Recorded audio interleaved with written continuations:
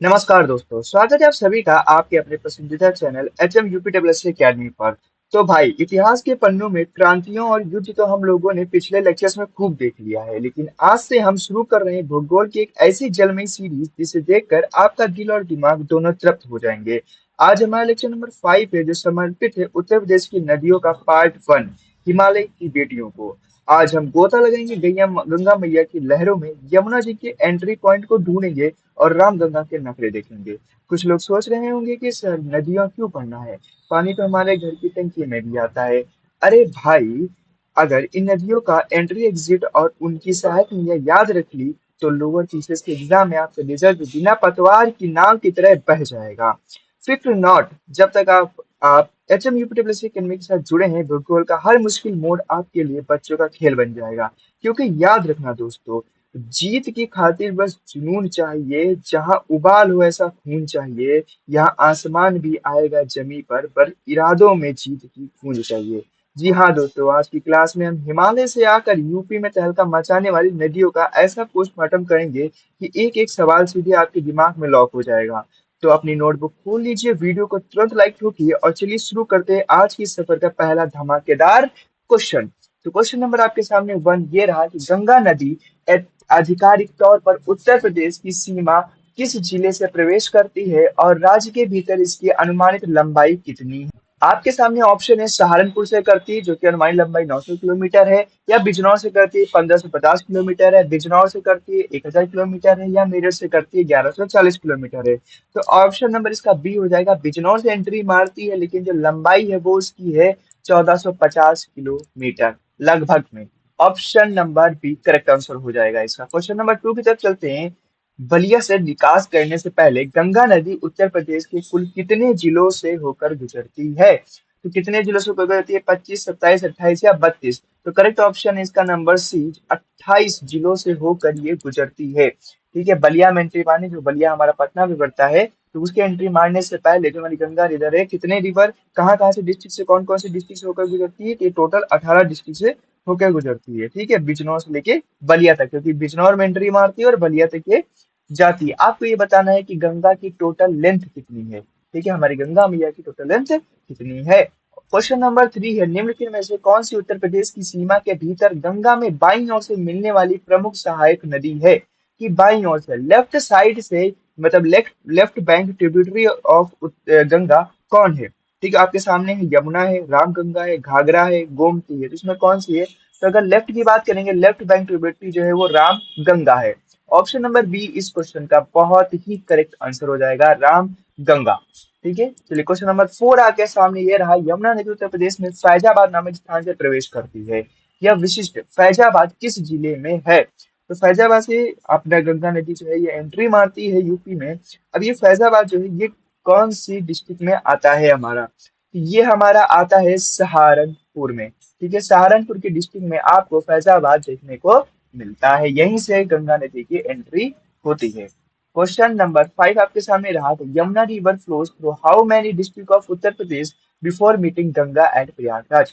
तो गंगा नदी में मिलने से पहले यमुना नदी उत्तर प्रदेश के कितने जिलों से होकर बहती है। तो ये टोटल है 15, 19, 22 या 28। तो ये हो जाएगा, करेक्ट आंसर हो जाएगा 19 जिलों से होकर ये बहती है गंगा नदी से मिलने से पहले। ठीक है, क्वेश्चन नंबर 6 आपके सामने हो जाएगा, कौन सी हिमालय नदी पीलीभीत जिले से यूपी में प्रवेश करती है और अपने ऊपरी पहाड़ी क्षेत्र में काली या महाकाली के नाम से जानी जाती है।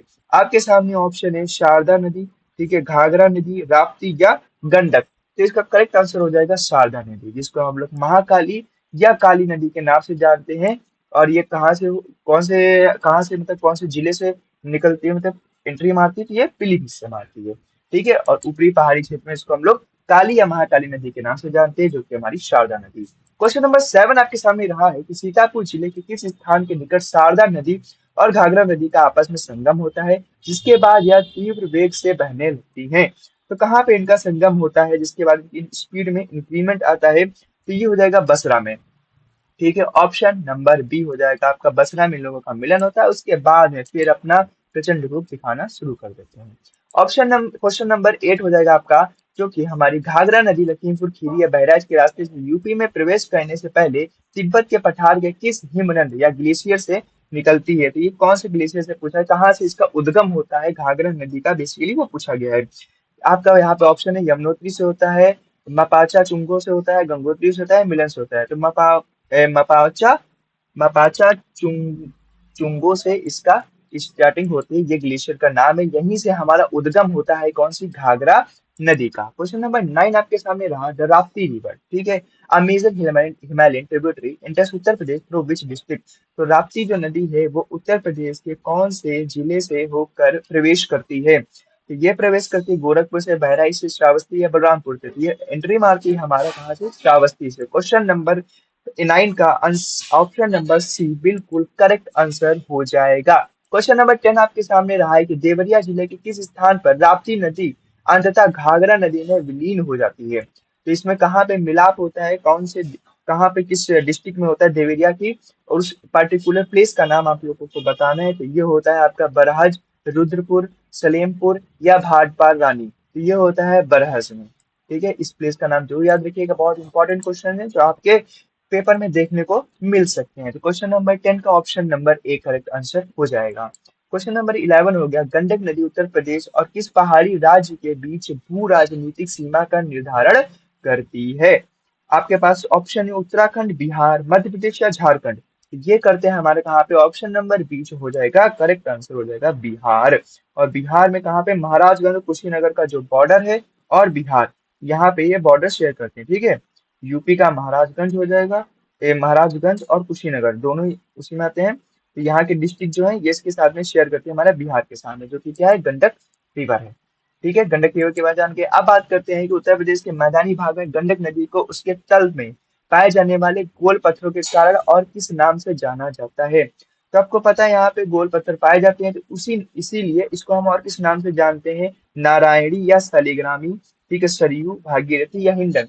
तो नारायणी के नाम से हम इसको जानते हैं, या शालिग्रामी के नाम से भी हम इसको जानते हैं, किसको, गंडक नदी को, ठीक है। गंडक नदी को किस नाम से जानते हैं, नारायणी की नदी के नाम से जानते हैं। किस लिए जानते हैं, क्योंकि यहाँ पे गोल पत्थर पाए जाते हैं। क्वेश्चन नंबर 13 हो जाएगा आपसे, यमुना की एक प्रमुख सहायक नदी हिंडन नदी सहारनपुर के किस क्षेत्रीय पहाड़ियों से निकलती है। तो यहाँ पे आपको पहाड़ियों का नाम बताना है, तो कौन सी पहाड़ियों से निकलती है, विंध्य श्रेणी से, शिवालिक श्रेणी से, कैमूर पहाड़ियों से या अरावली से। तो ये हो जाएगा आपका करेक्ट आंसर हो जाएगा 13 का बी, जो कि हो जाएगा शिवालिक रेंज से। शिवालिक से यहाँ पे इसका उद्गम होता है, यहाँ से पहाड़ियों से निकलती है। क्वेश्चन नंबर 14 हो जाएगा, हिंडन नदी किस शहर या जिले के पास जाकर अंततः यमुना नदी में मिल जाती है।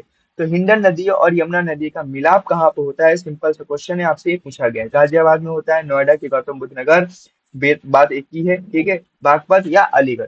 तो आपका गौतम बुद्ध नगर कह लो या नोएडा कह लो, यहीं पे जाके इसका मिलाप होता है, किसका, हिंडन और यमुना नदी का। क्वेश्चन नंबर 15 आपके सामने रहा है कि चौका नदी जो लखीमपुर खीरी में बाढ़ की स्थिति पैदा करती है, किस प्रमुख नदी की ही एक शाखा या उपनदी है।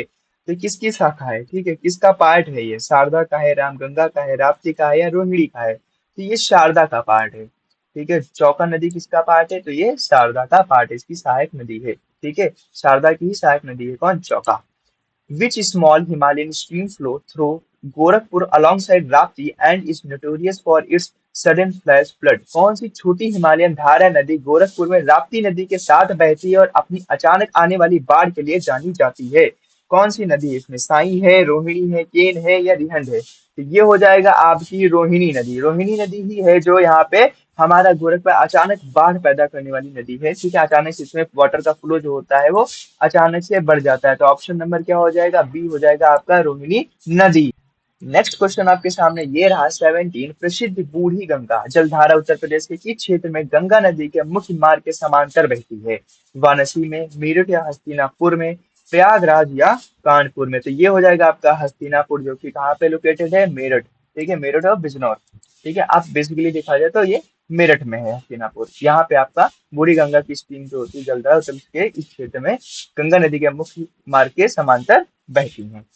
क्वेश्चन नंबर 18 है, हिमालयन नदी का कौन सा समूह उत्तरी उत्तर प्रदेश में उपजाऊ या तराई मिट्टी के क्षेत्र का निर्माण करने के लिए मुख्य रूप से जिम्मेदार है। आपके सामने ऑप्शन है, ऑप्शन है ए में आ जाएगा चंबल, बेतवा, केन, शारदा, घाघरा, राप्ती या गंडक, सोन, रिहांड या कन्हर, गोमती, शाही या वरुणा। तो ये आपके पास है, यहाँ पे पेयर पूछा गया, कौन सा पेयर है जो तराई क्षेत्र उपजाऊ नदियों का क्षेत्र है जो उत्तरी भारत में पाया जाता है जिससे तराई क्षेत्र बनाते हैं। तो ये हो जाएंगी आपकी चार रिवर, शारदा, घाघरा, राप्ती और गंडक। इनकी मदद से यहाँ पे क्या होता है, तराई क्षेत्र का निर्माण होता है, जिससे यहाँ पे हमारी सॉइल फर्टाइल हो जाती है। और आपको पता है तराई क्षेत्र हमारे लिए कितना एग्रीकल्चर के लिए महत्वपूर्ण है। क्वेश्चन नंबर 19 हो जाएगा, उत्तर प्रदेश में प्रवेश करने से पहले किस ऐतिहासिक स्थान पर अलकनंदा और भागीरथी नदियां मिलकर आधिकारिक तौर पर गंगा नाम धारण करती हैं? तो अलकनंदा और भागीरथी कहाँ पे मिलती हैं? ठीक है, ये ऑप्शन आपके सामने हरिद्वार में, देवप्रयाग में, रुद्रप्रयाग में या ऋषिकेश में। आपको सारे प्रयाग पता होने चाहिए कि कौन सी नदी से कौन सा प्रयाग बनता है। तो ये होता है हमारा ऑप्शन नंबर बी, देवप्रयाग से। ठीक है, कहाँ पे, देवप्रयाग में आपस में मिलती हैं और यहाँ पे गंगा नदी का निर्माण करती हैं। और यहाँ पे रहा आपके सामने इस वीडियो का last question. What is the total length of the Yamuna River from its Himalayan source to its final confluence in Prayagraj, UP? Yamuna नदी की इसके हिमालयन स्रोत यमुनोत्री से लेकर उत्तर प्रदेश के प्रयागराज में अंतिम संगम तक की कुल कितनी लंबाई है? यहाँ पे आपको डिस्टेंस पूछी गई है, 1450 है, 1376 है, 1200 किलोमीटर है, 950 किलोमीटर है। तो इसका करेक्ट आंसर हो जाएगा option number B, 1376 kilometre length है हमारी टोटल यमुना नदी की, जो कि हमारी कहाँ से, हिमालयन से लेके और प्रयागराज तक। ठीक है, फाइनल को फिर जो हमारा प्रयागराज में मिल जाती है, उसके बाद में तो फिर ये यमुना का पार्ट हो जाती है। ठीक है, तो ये रहे आपके सामने आज की 20 क्वेश्चंस। आई होप आप लोगों को बहुत मजा आया होगा नदियों के क्वेश्चन करने में। ऐसे ही क्वेश्चन और अभी नदियों का पार्ट 1 है, अभी पार्ट 2 और पार्ट 3 भी आएगा, जिसमें हमने आज हिमालयन रिवर्स किए। अब इसके बाद में हम और भी रिवर्स के बारे में देखेंगे। तो आई होप आप लोगों को वीडियो मजेदार लग रहे होंगे और ये सीरीज बहुत अच्छी लग रही होगी। तो इस वीडियो को जरूर लाइक करिए, शेयर करिए और अपने चैनल को सब्सक्राइब कर लीजिए। आपका ही चैनल है तो विश्वास बनाए रखिए और हम लोग बहुत ही अच्छा करने वाले हैं। चलिए आज के लिए बस इतना ही, हम मिलते हैं आपसे नेक्स्ट वीडियो में। तब तक के लिए धन्यवाद, टाटा बाय बाय, जय हिंद, जय भारत।